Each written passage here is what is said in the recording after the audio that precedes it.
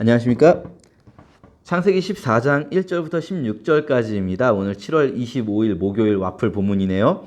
창세기 14장 이제 13장에서 이어지는데요. 13장과 14장이 롯의 이야기라고 할 수 있습니다. 롯이 소돔에 갔다가 고생하는 이야기가 13장, 14장 두 장 펼쳐지고요. 그리고 뒤쪽에 가서도 또 두 장 펼쳐집니다. 이 아브라함의 인생이 교차대구적으로 이쪽 끝과 이쪽 끝이 비슷한 사건으로 연결되었다. 이제 또 말씀드릴 텐데요. 일단 오늘 본문에서는요.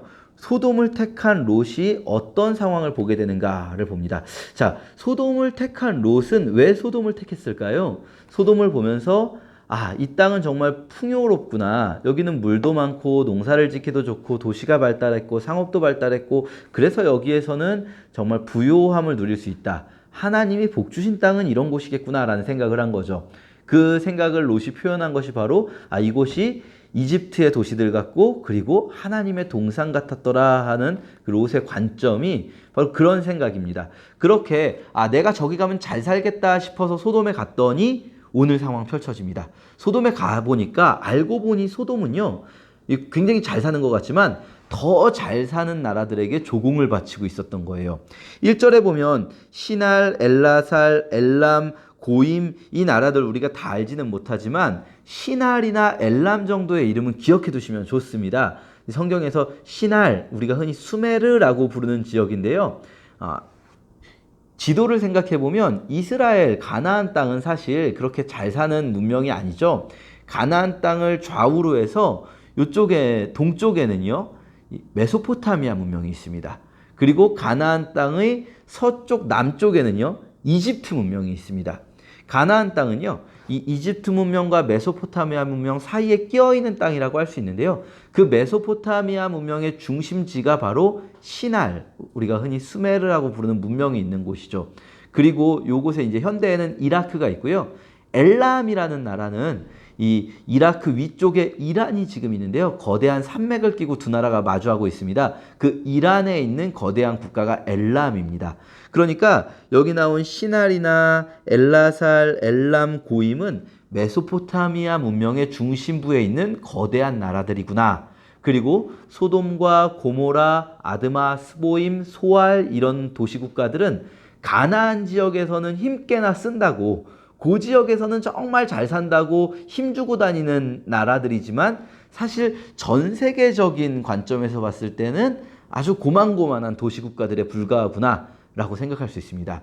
그래서요 이 가나안 지역의 도시국가들이 오랫동안 12해 동안 여기 12년이라고 나오면 정확히 12년을 의미할 수도 있고 10이라는 숫자만큼 완전한 그런 긴 시간 동안 메소포타미아 문명의 중심부에 있는 나라들에 조공을 바쳐온 거예요. 마치 이제 우리가 예전에 중국에 조공을 바치듯이 그렇게 해온 거죠. 그런데 이 도시국가들이 조공을 거부하고 이제 독립을 선언한 겁니다. 말하자면. 그랬더니 메소포타미아 문명의 중심부에 있었던 거대한 나라들이 연합해서 가나안 땅에 쳐들어오게 됩니다. 자, 이걸 보면서 우리는 이런 생각을 해볼 수 있습니다. 롯이 내가 저기 가면 잘 살겠구나. 저기는 정말 풍요롭고 이집트의 도시들 같고 하나님이 복 준다면 저런 곳 같겠구나 라고 생각하고 간 그곳에서 결국은 이들이 오히려 더 큰 문명, 더 큰 부를 가지고 있고 더 큰 힘을 가지고 있는 나라들에게 지배를 받고 있었다는 것을 깨닫게 되는 거죠. 그리고 그래서 거기에 포로가 되는 겁니다. 우리식으로 표현한다면요. 이렇게 표현할 수도 있을 것 같아요. 우리가 우리의 눈이 하나님을 바라보는 것이 아니라 이 세상의 풍요로움을 바라보고 그 세상의 풍요로움을 택할 때 내가 저걸 택하면 내가 잘 살게 되겠구나. 저걸 택하면 내가 부자가 되겠구나 라고 생각하고 거기에 가면요. 진짜 내가 부자가 되고 이제 넉넉해져서 평화롭게 살게 되는 게 아니라 오히려 더 큰 힘을 가진 존재들, 더 큰 부를 가지고 있는 존재들을 마주하게 되고요. 그리고 그들에게 지배를 받고 있다는 것을 그제서야 깨닫게 되는 거죠. 그래서 포로가 되게 되는 겁니다. 자, 그렇게 롯은 포로가 돼서 잡혀갔는데요. 이때 아브라함의 상황은 또 재미있습니다. 전쟁이 났는데 아브라함은 전쟁이 난 줄도 모르고 있습니다. 왜냐하면요. 아브라함이 있는 헤브론이라는 곳은 산골짜기, 이 고산지대에 있는 광야에 있는 마을이라고 할 수 있거든요. 말하자면 우리나라 영화 중에 웰컴 투 동막골이라는 영화가 있었습니다. 이 영화에 보면 이 6.25 전쟁이 났는데 강원도 산골에 있는 사람들은 전쟁이 난 줄도 모르고 있어요.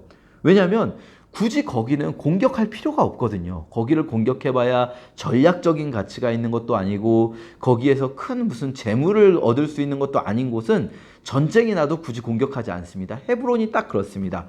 굳이 이 나라들이 헤브론을 공격하지 않는 거예요. 그러니까 헤브론에 있던 아브라함은 전쟁이 난 줄도 모르고 있다가 사람들이 와서 알려주는 겁니다.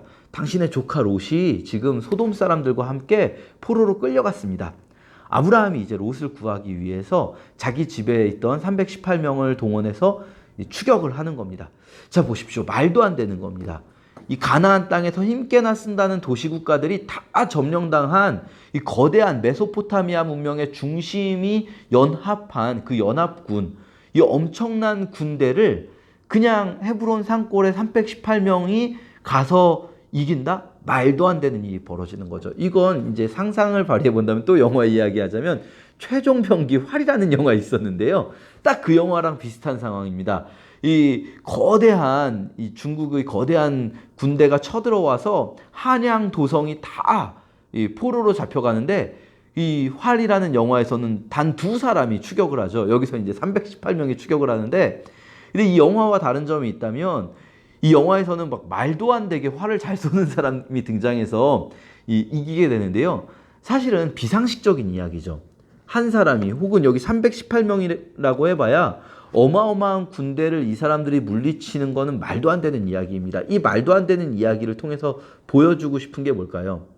아, 아브라함네 사람들은 싸움을 정말 잘했구나를 보여주고 싶은 게 아니라 말도 안 되는데 어떻게 318명을 가지고 거기에 조금 추가된 이 동맹한 이 헤브론 사람, 헷 사람들을 좀 데리고 어떻게 이기지? 거기서 알게 되는 거죠. 아, 하나님이 함께 하시는구나.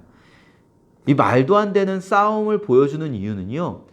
아, 아브라함이 이렇게 강하구나가 아니라 이 말도 안 되는 싸움을 이기게 하다니 이건 분명히 배후에 하나님께서 아브라함을 보호하시는구나를 보여주고자 하는 거죠. 그래서요, 우리는 이 이야기를 보면서 명시적으로 하나님이 아브라함을 도와서 싸우셨다라는 표현이 없을지라도 하나님을 보도록 이 이야기가 구성되어 있다라는 것을 알 필요가 있습니다. 우리 물론 이 다음 이어지는 이야기에서 더 그것이 분명해지죠. 아브라함 스스로 고백하죠. 내가 하는 것이 아니라 하나님께서 나를 승리하게 하신 겁니다. 자, 오늘 본문 묵상하실 때요. 역시 이 어제와 마찬가지로 계속해서 롯 이야기인데요. 나는 혹시 롯처럼 세상을 쫓아가다가 오히려 세상의 포로가 되어 있지는 않은가? 아니면 나는 아브라함처럼 지금 세상에서 보기엔 아무것도 없는 광야 같은 곳에 살고 있지만 하나님의 보호를 받는 하나님의 함께 하심을 누리는 삶을 살고 있는가 생각해 볼 필요가 있겠고요. 또 내가 아브라함처럼 하나님의 보호하심을 누리고 살고 있다면 나는 또 이 세상의 포로가 되어 끌려가고 있는 롯을 구출해야 하는 사람은 아닌가. 무엇보다 그 이 모든 일 속에서 하나님이 나와 함께 하시고 있구나라는 것을 느끼는 오늘 하루 되었으면 좋겠습니다. 감사합니다.